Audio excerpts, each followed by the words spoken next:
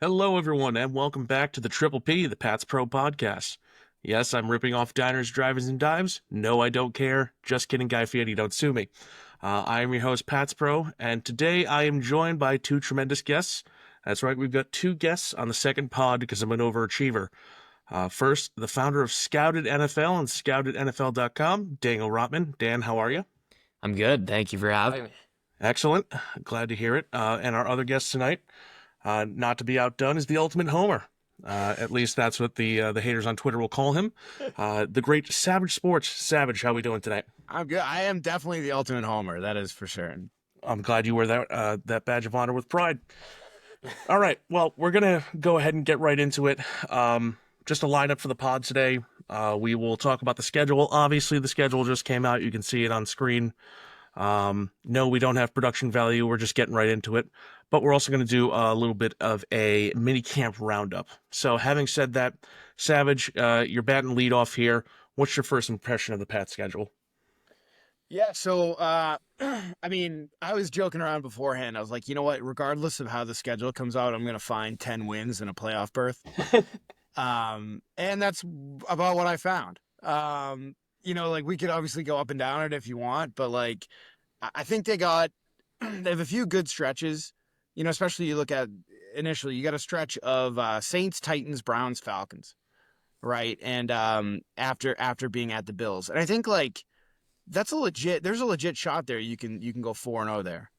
I know the Saints, when I did a projection, I said they were going to lose to the Saints, but like, you don't know. I only said that because they're away and they typically don't play the Saints well historically, but obviously they don't have a quarterback. So, but like Titans away, that's a win, Browns at home, Falcons at home. Like, I don't know. I think the Patriots, the schedule is favorable. It lines up well. And I think 10 wins is my benchmark. That's what I want them to get. A lot of people are like, oh, it's 12 wins. Is it like, I don't want to get too crazy, but I think there's a lot of wins here when you go up and down it. Yeah, we're gonna go ahead and go up and down once we kind of go through the initial reactions. I will say that 2021 Saints at Foxborough haunts me. Mac Jones getting picked off like 3 times or something like that. That's always gonna haunt my dreams. But the Saints, they don't have a quarterback. Now, my thoughts aside, Dan, what are your thoughts here initially on the schedule?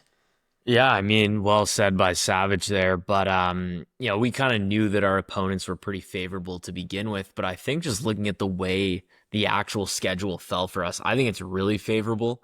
I just think there's not really like you're not bunched up with those good teams. Like you're there's stretches where you're kind of just able to catch your fire a little bit. I love how it starts. Those first 4 games, like there's an opportunity to go 4-0 there. Obviously we'll talk about them individually, and aside from Miami, which could pose some trouble with just the heat and, the division matchup, I really just think that opening stretch right there kind of gives us the runway to start off hot. There's just never really a stretch in the schedule that you look at where you're looking at an obstacle. So I think it's just really well balanced, and there's a lot of opportunity to get going and to stay hot as well.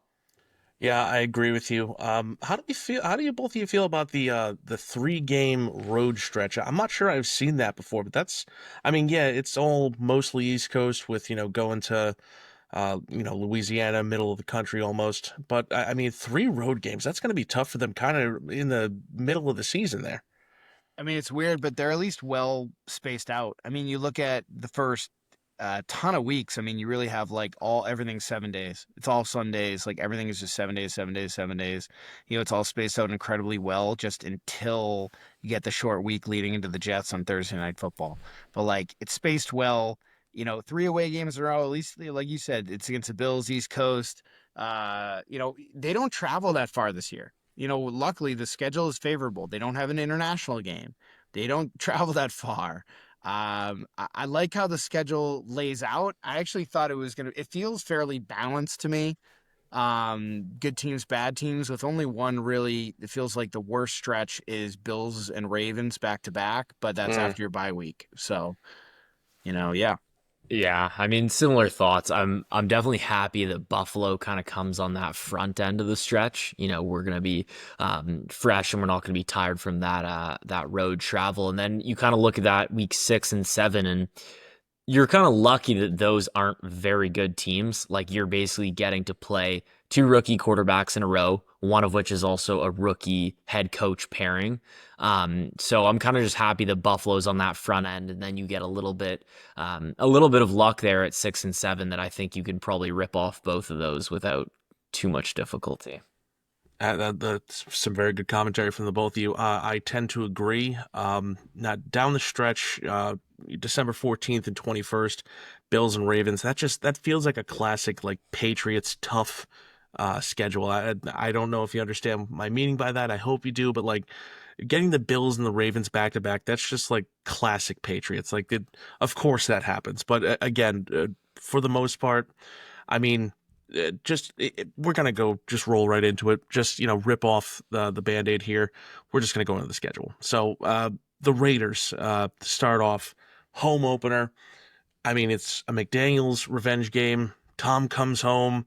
I know I predicted on Twitter there's going to be pomp, circumstance, and drama, just the way RKK likes it, as well as I think that the statue reveal, that's when that's going to happen. I hope so. But I am optimistic. I mean, I'm optimistic about the schedule, but this game in particular, I mean, the Raiders, who do they have starting for them? Is Geno Smith, right? Yeah. So is Geno Smith. They don't really have a wide receiver of note besides Jacoby Myers. I guess it could be the Jacoby Myers revenge game. I mean, maybe he throws, the ball backwards 20 yards to Geno and he gets absolutely brutally annihilated for a touchdown. Oh, God, sorry. But I like that game for us. I think it's a good matchup. How do you boys feel? Dan, let's start with you. Yeah, I mean, I think we should get that one done. I do think the Raiders are definitely a little bit better than people probably suspect. I'm actually a fan of Geno Smith. I think he was dealt a pretty tough card last year, just given the state of that interior offensive line. And, you get him back with Pete Carroll. And, when you get a guy like Pete Carroll in the building, I think it definitely gives you a little bit of a floor. So I don't think that Las Vegas is just going to be like a team that people can wipe the floor with. But I do think it's a favorable matchup in week 1. In the sense that I also think it'll test our defense a little bit, just like there's some, chess pieces that they have there, obviously in Bowers and Genty. So I'm curious to see how our defense kind of aligns with a little bit more of a versatile roster there in Las Vegas. And they obviously have a solid pass rush with Christian Wilkins and Max Crosby. So it'll be an interesting test for our offensive line. But I think overall, there's nothing really to write home about with Vegas. And, I'm probably giving the Patriots that win in week 1. Savage, before you go, I just have a question for Dan here. Dan, how do you feel about the Raiders' offensive line? Are they as porous as I'm feeling like they are? Or, I just don't remember any upgrades that they made? Yeah, I mean, I think a lot of it will depend on whether Colton Miller actually plays, given his contract situation. I feel like that's kind of the big thing people are holding out for. But, generally, I think their offensive line is pretty solid. Like they have Jackson Powers Johnson at center as well, who's, played really, really well in his rookie season. So, they're a pretty good unit overall. I think their probably weakest spot is looking at that right tackle spot. Second-year player DJ Glaze, who's again nothing to write home about. Personally, I probably would have taken Armand Membu there to fill that role, but that's probably the weak point to exploit on their offensive line. Yeah, I definitely think that Ashton Genty is going to be a key player in that game. Obviously, he's a top 10 pick, but I think they're going to rely heavily on the run game, try to get the play action going, something that Pete Carroll knows well. Savage, what's your feeling here? I mean, I obviously think they should win the game, but the Patriots should win. But like the Raiders, like you said, you think with Pete Carroll, and Geno, like you said, maybe a high floor situation. But I just don't see it week 1 on the road with a new QB, a new coach. Not a ton of talent. Yeah, they added Genty, but I just honestly, I just don't see it. I don't see them winning that game, and I don't really believe in the Raiders as a team. I don't think they're that great of a team. Maybe they win 7 games. I just don't. I look at the picture and it feels like thrown together. Like I just don't get what's going on there. I don't get what they're going for. I haven't liked their team building for years. Frankly, no one has because they haven't won since like Rich Gannon. So I don't know. Like, does anyone know what the Raiders are doing team building wise? Like, I can't put it together. So no, to me that's a Patriots win. Yeah, they're certainly all over the place. Now, just a bit of a question here. What's the over-under on how many times, if it is truly, a Tom Brady celebration, how many times does RKK say the word Tommy? Over under 5 times? Babe. I'll, Oh, yeah, I'll babe, take the Tommy, yeah. over. Yeah, I mean, over every day of the week. All right. So I like this game for us. I think we should win probably by a touchdown, I'd say. But then again, it's May. So let's go ahead and roll right into the Dolphins. My immediate take here is hot and sweaty, sticky. Traditionally, they've played terrible in Miami. I don't see this going well unless Tua's already injured, and even then, who do they have? Zach Wilson, right? Yeah. So I Yeah. I don't see it going well for us. Savage, let's go ahead and start off with you. What are your feelings here? Loss. Always. Every single time I see the Dolphins away in the schedule, I say it's a loss. I think I've done that for like 20 straight years. So Yeah. there's no Yeah. analysis needed. They lose in Miami. Yeah, that's pretty quick and simple. Dan, I'm gonna let you go, but I have a feeling you're gonna say the same thing. Yeah, I mean, I went on Twitter the other day and I was saying that my ideal week one matchup would be Miami at home, just because I think we are a significantly better team than them. And I do think at this point, prior to this, we didn't match up really well with them just because like we didn't have much speed. I think our roster is a lot better suited to match up with Miami now than it ever was before. So I think when you're looking at a team comparison, we are definitely the better team, but this is just the nightmare scheduling scenario with Miami. And like Miami is the rare team where scheduling actually does matter, because if you're looking at them in like week 15 when, the weather even in Miami is not nearly as hot, or, you're kind of banking on Tua not being there, some other guys not being healthy. Like this is a team that is not built on physicality. So that they're not going to be at their best later on in the schedule, but they are at their best early on in the season in that Miami Heat where the opposing team has a pretty big disadvantage on that sideline. Gun to my head, if I actually had to say, I think we win that game, but I think just being conservative and being realistic and kind of taking myself away from being a fan, I think we probably take the loss there.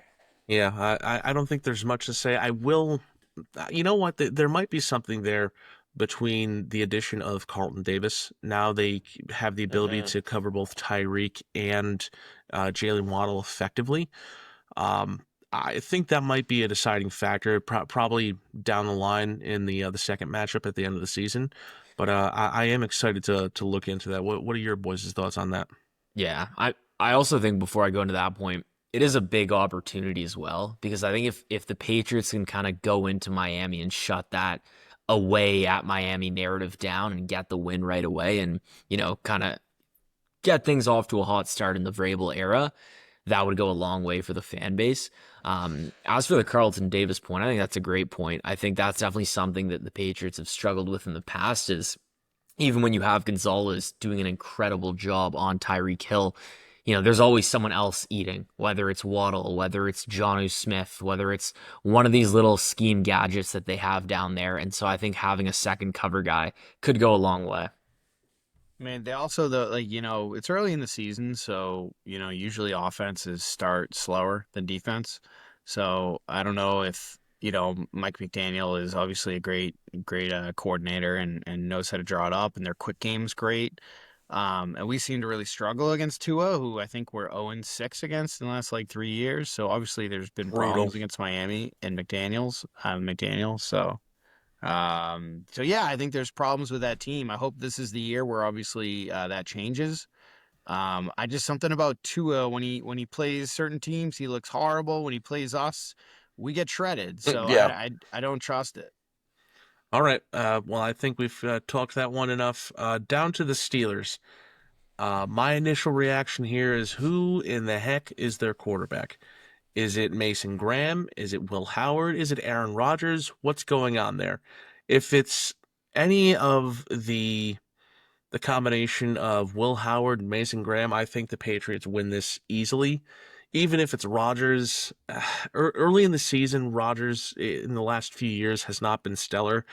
And I mean, even if he joins the team, he's going to be joining them late. We know Rodgers is mercurial, and I see the Steelers as a team without focus, a team without a way in the world. I see the Patriots winning that one and pretty heavy-handedly. Savage, I'm going Yeah. to go to you here. What are your thoughts? I just don't really know. I think ultimately it will be Aaron Rodgers. Just my opinion. I think Yeah. he'll come in like August, or like Yeah. where he'll stroll in off the beach from Hawaii Miss and all the OTAs and just yeah, he'll do miss training everything. camp. He'll go to Egypt and do some ayahuasca. I mean, the guy he's an absolute fucking head case, as everyone knows. He truly is a head case. Yeah. But he actually played kind of well at the end of last season with the Jets, weirdly enough. Like him and Devontae Adams had a couple games where they looked like vintage at the end of last season when it was all kind of like all, no pressure. But I see Rodgers playing for the Steelers. Obviously if that doesn't happen, I just when does the Tomlin experiment end for them? I mean, you'd have to talk to Steelers fans. A lot of them kind of want him out at this point because they're sick of just being mid, which is frankly like what they are every year. I don't know where that offense is going. Like someone could explain it to me. Maybe Dan can explain it to me. What are they doing with their offense? Where is their offense going? Yeah, they have DK Metcalf now. Great. You got one guy who can run fast and run deep. I don't know. I just don't know what they're doing, basically. Just a quick tangent before I get to you, Dan. Fuck DK Metcalf. I loved you. How could you do this to me? Anyways, Dan, enlighten us with that big brain of yours. What the hell's the vision over there?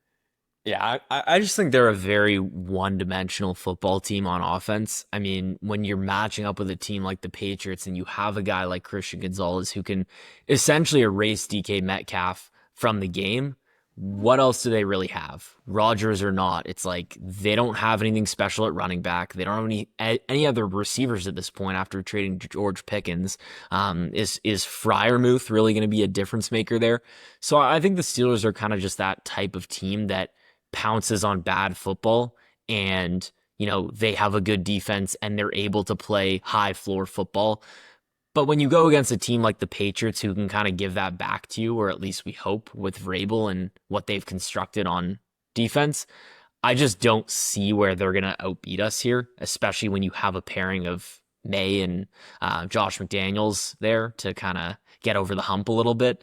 I just don't see really what they provide. And like I was saying before, I just think they're a little bit too one-dimensional. So I think the Patriots get this win, especially at home.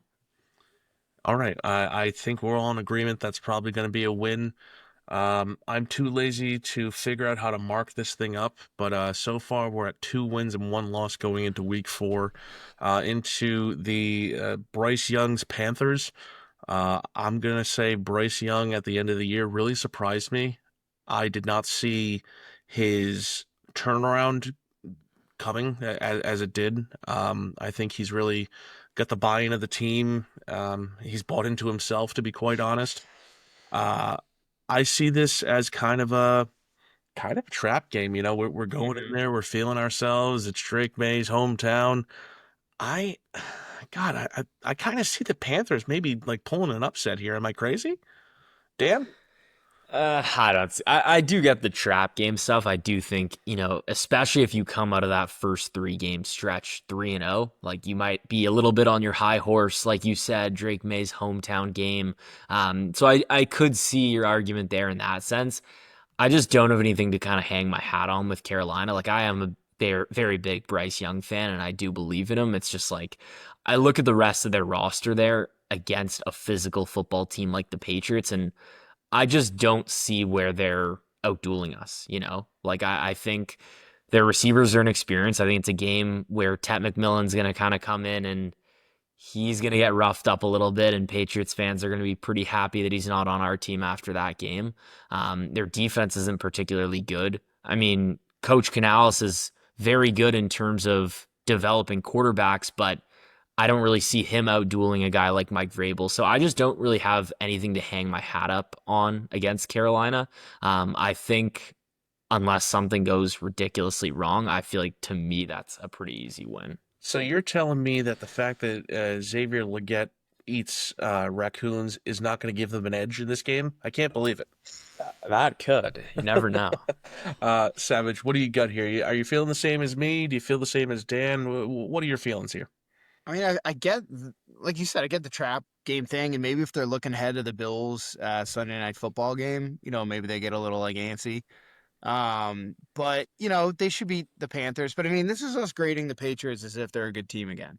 Like we got to preface this. Like this is like what we would do. Obviously, in the Brady era, you go in and be like, win, win, win, win, loss, win, win, win, right? Like this is what we did last season. I'm like, oh, they're gonna win 9 games, and then they win 4, right? And so again, the Gerard Mayo Patriots would lose. Do you know what I mean? But like, Yeah. I'm hoping the Mike Vrabel Patriots are a good team, at least high floors. He said, like, can they be a solid team, a competitive team? And they should beat the Panthers, especially you're at home. I like Bryce Young. He's improved. I still don't think he's going to be some amazing quarterback, and I don't think they have a ton of talent. I don't really see it with that roster. Not like I'm well versed in every fucking team's defense and their depth chart, but like I don't see it with that team. So like I'm gonna say that's a win. Panthers at home. All right. So far we're all in agreement, kind of.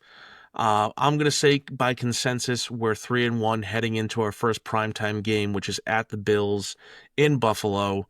Um, Josh Allen, the league's MVP, versus hopefully an up and coming Drake May. I see this as our first soul crushing loss potentially. I think the Bill. Loss. I think so. Just early, you got to figure early in the year. It's your first time really facing like a team and getting under the big lights and the national audience. And I mean Buffalo just they got better this past off season. I don't think you can deny that. I see a big loss here at the Bills. Um, Savage, what do we got here?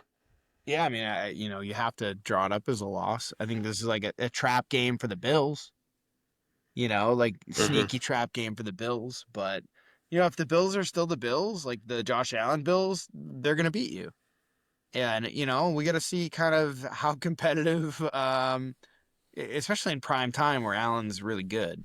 So let's see how competitive the Patriots are. I'm gonna say it's a loss, easy loss to chalk up at the Bills. But yeah, not much to it. They've been a great team for a bunch of years. So Dan, talk me off a ledge here. Tell me I'm crazy, please, please. Yeah, I mean, well, first off, just setting the stage. Could you imagine coming into this game potentially 4-0, potentially 3-1? You're on prime time against your division rival Buffalo Bills. Like, can you imagine that situation for us and what's going to be transpiring in Patriots fandom on Twitter? I Like would that, be yeah, insufferable. my Twitter is like, gonna be outrageous. I like would the, be. People would unfollow me in mass. I would Yeah, be like that insufferable. it even before we actually play the game though, just leading up to it, I remember kind of going back into that Mac Jones 2021 game where, we were playing Buffalo. I think it was like week 12. We had the opportunity to snatch the first seed. And it was the game where Mac Jones only threw, I think, 4 passes. But I just remember leading up to that game, like that was really the last time as a Patriots fan that we kind of felt on top. And I just remember the buzz going into that game. So I could see it being a very similar feeling entering that game. I think you guys kind of hit the hammer on the head there. I mean, it's in Buffalo. Like it's going to be a tough game. I think it's going to be close. I think it's a winnable game. I think it might just be one of those games where it's a little bit of a wake up call to the offensive line, and it's kind of just their first performance that's not so great there in the season. Not that they have anyone incredible off the edge or on the interior, but they drafted basically all defensive line, and I think it's just gonna be like a rotation of a lot of guys coming in fresh, and I could see it coming down to the wire, but us ultimately losing on something small, but a game nonetheless that kind of inspires confidence in Patriots fans moving forward. All right, I think that's a fair assessment. So we're rolling in there conservatively. What 3-2 now? So now we go down to the Saints. Uh, who the hell is the Saints quarterback? Tyler Shuck? Is that who? Chuck. Yeah, it has to be, right? I Well, mean, he's who else like do we have on the 37 team? years old, so Well, I mean, yeah, just so is so is Kurt Warner, but he can do it. I will say just on Tyler Shuck real quick, was he the one who had the most awful pass I've ever seen at the combine ever? yeah. Yeah, that. it was just horrendously awful. I don't know how they even thought picking him up was a good idea. I'm not even gonna kind of waste time. The Saints have been a shit tier franchise for a while now. I think it's an easy win. Just feel free to give your takes as you like. I'm gonna go to you, Dan. What do you think? Yeah, I think that's kind of just a vintage Patriots win, one of those like 45-7 wins where we come off a potential loss to Buffalo. We're hungry.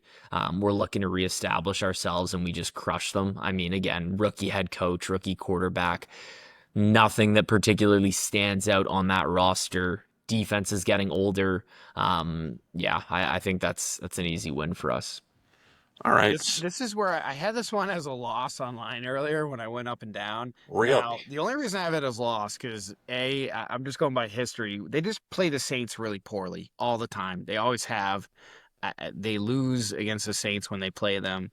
And that's even was with Brady. But like this could easily be a win. Obviously, like when you're actually looking at the game, the Patriots are going to be a better team than the Saints, no doubt. But I was trying to satisfy my preconceived notion of 10 wins, so I had this as a loss. But feel free to put it as a win. It's not set in stone.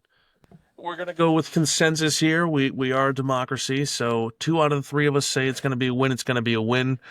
Somehow, I 1, 2, 3, 4.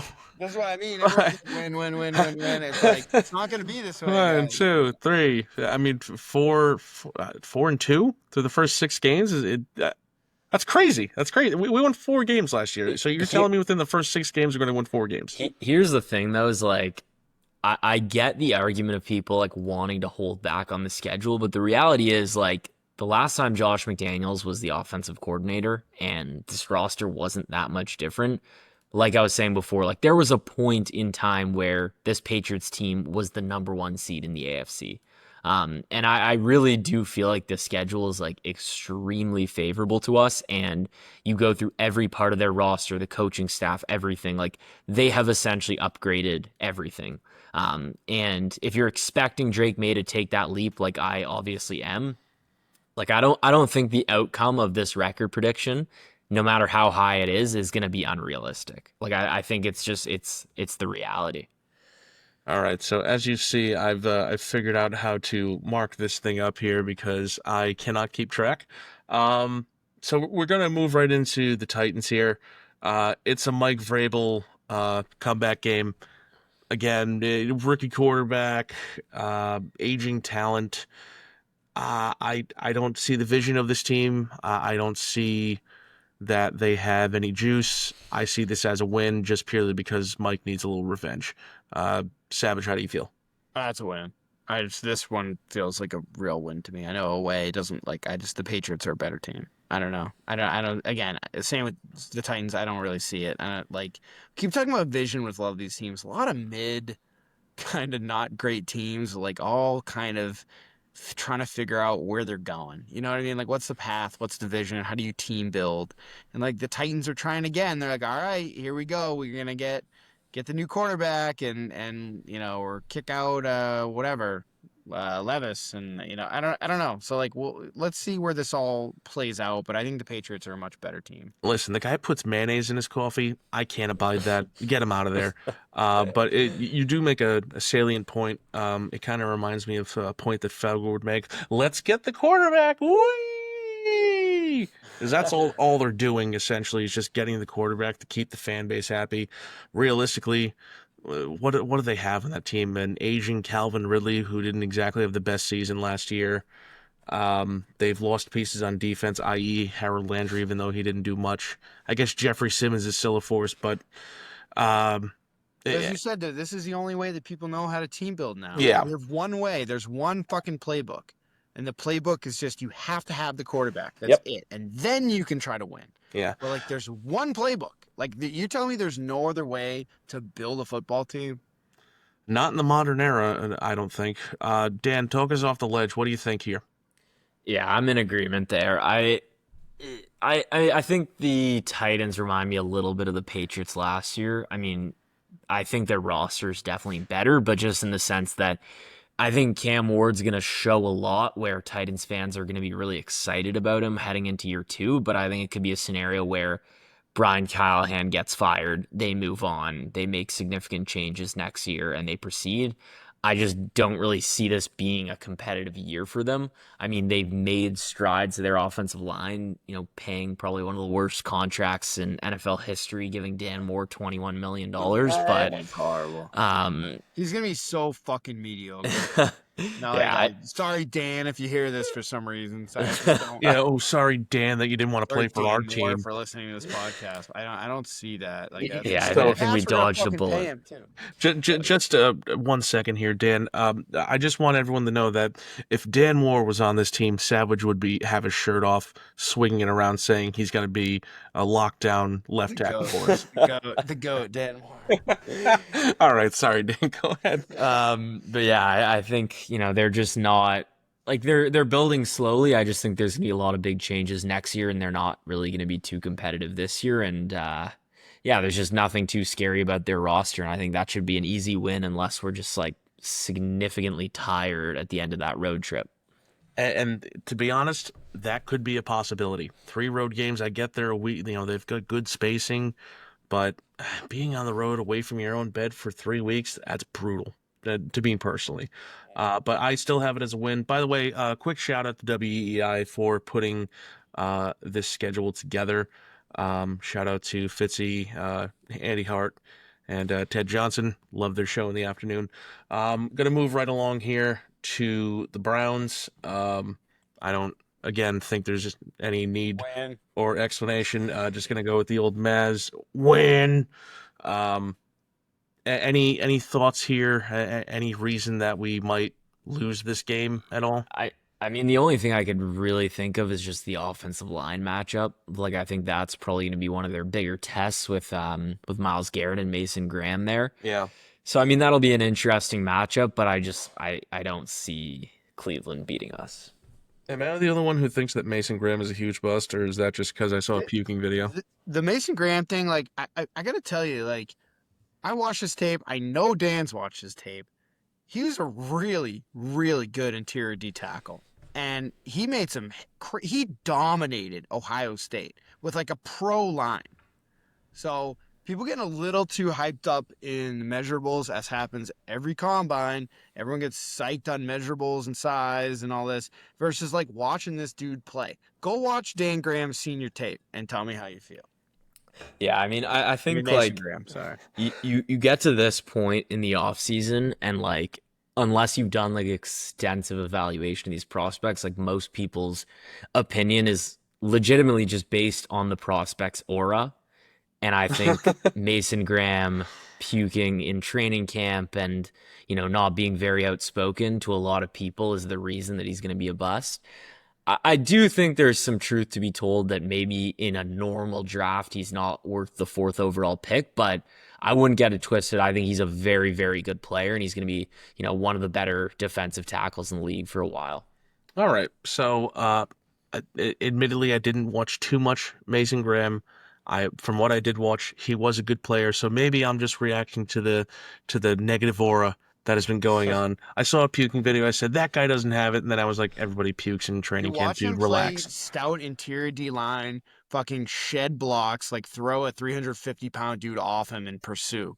Like I play D line. I love D line.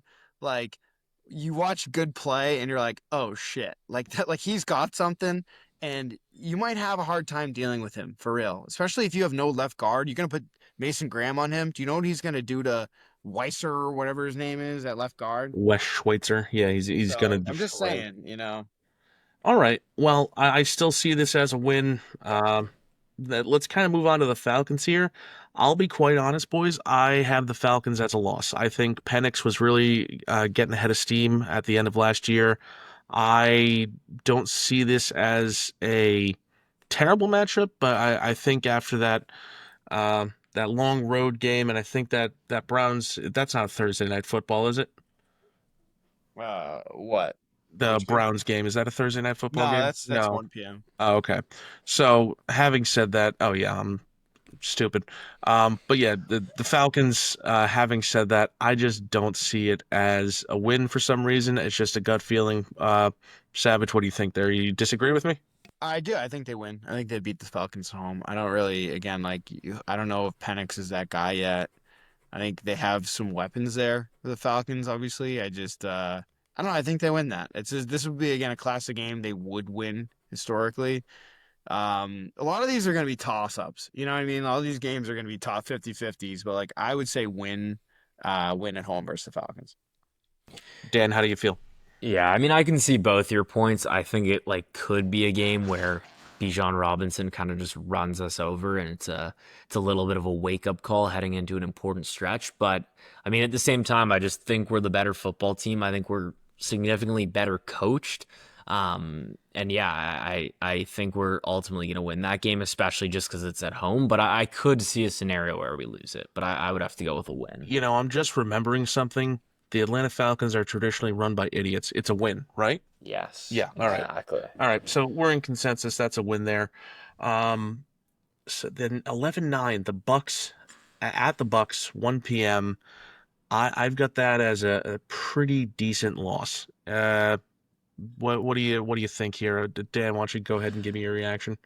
Yeah, I'd agree with you. I mean, obviously a very winnable game. I could see it going both ways, but I just think it's probably going to be one of those shootout games, and it's going to be in Tampa in their home stadium, and in very hot weather. And I think it's going to be one of those high scoring games that kind of ends in the Bucks' favor off maybe an interception or a fumble or something a little bit heartbreaking. A well fought game, but I think the Bucks will probably come out on top on that one. Yeah, I think Patriots lose. That's a loss for me. All right, I think we're in agreement there. So big old X there, we're gonna lose. Now here is Win. unless I'm wrong, that's the Thursday night football game. I don't think we have to talk about it. The Jets kind of That's a get stink. right game. That's a They get right Yeah, game. it's a get right game. The Jets kind of stink, and they have Justin Fields at quarterback, who I've never believed in. I'm gonna say that's an immediate loss. Uh, Win. Dan, sorry, yes, that's an immediate win. We're gonna go ahead and just yeah, hold on, check mark. Um, Dan, I don't really think there's much here. Do you think there's anything to this one? Yeah, I think that's an easy win. I'm just excited with that back-to-back New York teams on prime time. I feel like it's just such a great opportunity to kind of showcase a potentially winning record in prime time and kind of just show the entire world what the Patriots are about. So I'm looking forward to that game. All right, we're gonna jump to the Bengals here. Joe Burrow, Jamar Chase, T. Higgins. Offensively, juggernaut. Defensively, kind of a lamb. I I think this could be if the team is rolling the way I think they're going to be rolling. I think this might be a shootout, but I do think the Bengals ultimately get it done. Uh, Savage, how are you feeling about this one? I'll give it a loss because it's later in the season. I think the Bengals, as we know, historically start extremely slow. I don't know why they do that with Burrow and Chase and company, but slow starting team. But I think by late November, the Bengals are going to be bangling, and Joe Burrow is going to be getting hot. So I'll probably say that's a loss at the Bengals. Dan? Yeah, I think that's probably another shootout game where, you feel really good walking away from it in terms of May's box score, like a potential best stat line for him. But I think it ends in kind of Jamar Chase fashion where he gets the last touchdown and the Bengals probably win that one. Yeah, I think we can all see that as a possibility. All right, moving on to this is going to be a family matchup for me. I have a cousin who's a Giants fan who I've been able to make fun of relentlessly for the past, 20 some odd years, except for those two freaking Super Bowls. Um, Jackson Dart and his lack of snap count. I know that drove John Gruden insane. I think Jackson Dart by this time in the schedule is going to be the starter. I don't think Russ and I don't even think Jameis makes it on the team by the end of camp, but I don't think Russ has the juice anymore. I think he's washed. I have this as a pretty easy win. What do you boys think? Savage, will go with you. For the Giants, yeah, I think they should absolutely wreck the Giants. They should tool them just like the Jets. I think they should handle those teams. They should handle the Giants. Dan? Yeah, pretty similar there. I mean, I think it could be a game where they're handed some early problems on offense just because that defense at this point, honestly, is pretty loaded. But I think it's a game where they pick it up and they ultimately get a comfortable win. All right. Late bye week. Don't love that for this team. Last year too. Yeah, last year too. Last couple of years, it's been later bye weeks. But I'm gonna say we're gonna win the bye week anyways, because that's what this team does. We're gonna roll here a little bit. 12-14 Bills versus the Bills at home. I see this as a loss. I don't think we beat the Bills at all this year, just because I think by this time they'll be rolling, getting ready for the playoffs. Dan, am I crazy to say that? Yeah, I mean, when I look at it from a bird's eye view, like I wanted to say that we're gonna split 1-1 with Buffalo, and like in my heart, I still do believe that, but just the timing of the games, I think we can chalk this one up to a loss, and just to be a little bit more conservative, accounting for our fan biases. Savage, what do you think, brother? Yeah, I gotta, I'll say it's a loss just for the sake of not letting this get out of control. Um, I'm trying to temper It's already out expectations of here. control. Everyone's getting so hyped on these wins. I'll say it's a loss. Just because the Bills are a good team. They're still a good team. All right. Moving right along to the Ravens, I think this is another easy loss. The Ravens are just too damn good. They've got Derrick Henry. They just re-signed him to a 2-year extension. Their offensive line is one of the best in the league. I think that's the worst. That's your worst. Yeah, that's probably the toughest I Probably. game don't of the like that season. at all. Yeah, I mean, traditionally the Ravens have crushed us in the last, 5, 6 years. I don't really That's think we playoff even. run, Lamar. Yeah, Yeah, Like that. getting ready. Like I don't like that spot. I Maybe don't. you had a week two, but like I don't know, dude. Like late in the season, I don't Yeah, like it. I don't even think we need to talk about the matchup. I think that's just an easy loss to chalk up. Now, I will say this here is what I'm going to call the Felger, it's over, Drake May's not the guy portion of the schedule. You're going to be hearing from 2 to 6 every day for the next 2 weeks. He can't win it when it matters, can't win against the good teams, and he doesn't have it. So I'm just going to call that in advance. Please at me when this happens. I want my credit. Um, Going into the 28th year, Jets 1 p.m. win. I don't think that. Again, we don't need to talk about it. We just did. It's the same thing. It's the Jets. They stink. And Dolphins at home. I'm gonna go ahead and call this a win. I think we break the Tua curse. Savage, are I you agree. hopeful as I am? Yeah, no, I think that's a perfect time for a win. You're probably competing for that playoff spot, and I think they get it maybe on the last day of the year. So yeah, I give them a win. Dolphins at home. All right, Dan. Yeah, I mean, I think those two games kind of come at a perfect time. And like Savage said, you're probably going to be competing for a playoff spot, and those two games are going to matter a lot. I just think Mike Vrabel's going to have that locker room absolutely buzzing, and I think they're going to pull off those last two wins. All right. So in total, we've got 1, 2, 3, 4, 5, 6, 7, 8, 9, 10, 11, 12 wins. That's. Wait, hold on. Oh yeah. Let's Oh, recap. you One. counted the bye week. Oh, Oh yeah, I must have. 1, 2, 3, 4, 5, 6, 7, 8, 9, 10. Okay, 11 wins. We've got and then I'm 11 gonna say wins. one of those is a loss, so I'll float it down one, and I again still think 10 wins. God, how are I we think doing this? 11.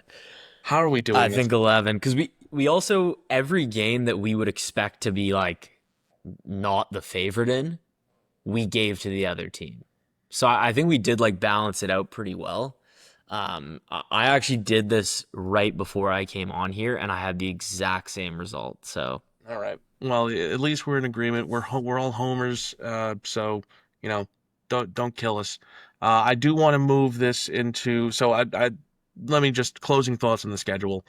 I love the schedule for us. I think it's evenly spaced out. As Savage brought up, we're only traveling like 16 or 13,000 miles, so not a very heavy travel schedule, other than this 3-game stretch here.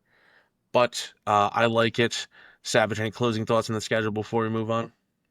No, I'm excited to go. I got my season tickets. I've been ready to go. Upgraded into the hundreds. I got to upgrade from the Good for 300s to the you. hundreds. So I feel really grateful, man. I'm psyched. Dan, any closing thoughts on the schedule before we move on?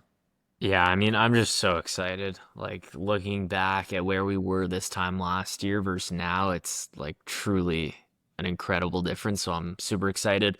Looking at the schedule, trying to find a game to potentially make it down to Boston for. I don't know. What do you We're guys gonna have to think? figure that out, honestly. Yeah, man. Eh, Hey, whenever you come down, let us know. We'll I we'll will. we'll, we'll We'll hook get a up and tailgate going. Yeah. yeah, man. I got buddies who have this huge tailgate thing. It's called like the Tailgater. I think it's like Tailgater 9000 or something. And it's like bus lot. They have this huge thing. So Love it. plan on attending that this year. Well, we're gonna have to get that going now. We're gonna move on to a little mini camp recap. I know the pod's going long. I don't care. Just a quick mini camp recap. Savage, did you have any thoughts on minicamp? Let's make it quick. What's the one thing that stuck out to you about what you heard about minicamp? I mean, I guess well one thing would be that Will Campbell is just playing left tackle, which Mm-hmm. was felt obvious, and I don't know why people kind of made that a talking point. Gosh, Savage, I don't know. Maybe it was because someone kept posting about it on Twitter. I That wonder who was, that was. that was yeah, but I mean, we didn't even get pads on yet. Well, you're like if we get pads on a training camp and he can't handle Yeah, fucking Braden Swinson, all right, you got reason to be concerned. But like this is no pads. Like where do you think they're gonna fucking line him up? Like yeah. put him at center?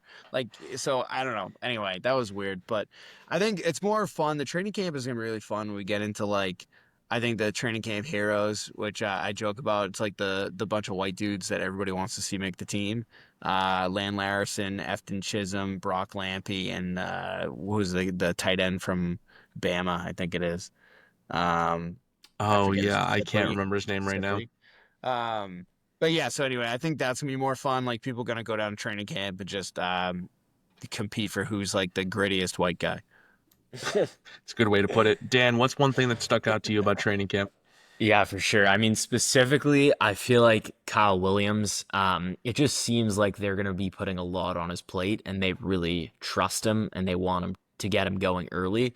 So it just seems like he's going to be a really big part of their plan and kind of unlike the rookies last year who were, didn't really get off to a hot start and were kind of buried on that depth chart by the end of it. I think they're really going to try to make an effort to get Kyle Williams opportunities, and he seems, very committed to making that happen. So that's definitely stuck out. I think just in general, the vibe around this team and, the guys rallying around Vrabel and May and, the tight-knit nature of this locker room has really stood out. Like I think the Patriots are just going to be one of those teams where no one really wants to play them because they're tough and they're disciplined and they're fundamental, and it just really seems like the locker room's bought in. So let's hope that lasts. Well, you took my take, so in the interest of having some separate takes, I'm going to say Lan Larison. From all accounts, the guy just has a high motor, kind of looks like Rex Burkhead a little bit, just can do anything. He's probably going to be a special teams player to start off, but I can really see him having a bright future with us. Along with your point, Dan, the whole vibe around this team. I mean, Vrabel putting on the 51 penny and getting in there and backing a guy out of a gap and everything, playing scout team defense. I just think the entire floor of this team is just brought up by the amount of coaching excellence that we've brought in. Now to finish this pod up here, I actually have some viewer questions. First question here, there's going to be two of them. So Mike Rodnick, sorry you submitted three. I'm giving you one. Our friend here, Michael Rodnick at MJ Rodnick on Twitter /X. The question here that I'd kind of like to see answered by you boys is who do you see as possibly surprise cuts during training camp / the off season? I'm going to start with you, Savage. Surprise cuts? Yeah. There's gonna be a lot of surprise cuts. Like way more surprise cuts than like Kendrick Bourne, Yeah. Javon Baker. I think there's a lot of wide receiver room guys. I think like Tavai will be cut probably even before camp. Or at least he'll be cut maybe in the cut downs, obviously. But like he won't be really a surprise cut. I just think he'll be cut. But like I think Kendrick Bourne's someone that I've been eyeing for a while that just for his sake, if he shows up and shows out, then he'll stay on the team, right? Like you don't need the cap space hypothetically, so you don't have to cut him. If you needed cap space, he'd be like the first wide receiver gone. I don't think again, I complain about this all the time, especially like because I'm interacting with so many people right all the time about Patriots takes, but like the Javon Baker thing. I think people are out of their fucking minds coming after you when you try to like talk about Javon Baker, especially like he had one catch. And I know that you didn't like the coaching and the offensive scheme and whatever. It's still, if you're a good enough player, you're gonna get on the field for better than one catch. So I think he could be cut, and that would not surprise me at all. Although apparently by how people talk, that would surprise a lot of people. So anyway. All right, Dan, what about you? What do you think? Who's the surprise cut here? Yeah, I mean, Savage kind of spoke on it pretty well. I think that wide receiver room is definitely going to dictate things a lot. If those young guys step up early and they do prove their case, a guy like Kendrick Bourne could be gone, or vice versa. If one of those young guys doesn't kind of prove their worth there, they might be gone pretty quickly. Just looking outside of that, I could see Antonio Gibson being gone, to be honest. Just like doesn't really have ties to the new coaching staff. You bring in Travion Henderson. I mean, I don't really see a reason to cut him, but if Land Larison has a good camp, you have the guy you drafted 38th overall, you have the guy that you paid a decent amount of money to. I think Antonio Gibson definitely could be a cut candidate. Well, you both stole all of my takes. I'm just going to echo Kendrick Bourne specifically. I just don't know. His skill set is so mirrored by, I think, a guy like Kayshon Boutte, that, I mean, maybe they keep him for the vibes of the locker room, but I think Kendrick Bourne could be a surprise cut for me, as well as Antonio Gibson. I don't think his spot is safe, with Ramondre Stevenson getting a new contract last year, and Travion Henderson being drafted. I think Antonio Gibson's a good cut. Well, gentlemen, that's going to do it for us today. I want to thank all the folks for listening. Going to do the big ask at the end of the pod. Should have done it at the beginning, but oh well. Please like, rate, and subscribe on whatever platform you're on. We certainly appreciate the time. Gentlemen, I appreciate your time, and I hope everyone has a good rest of the night. Thanks, guys. Peace.